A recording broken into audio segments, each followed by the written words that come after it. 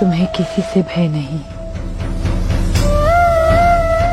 तुम्हारे हर भय का सामना करने के लिए मैं हूँ।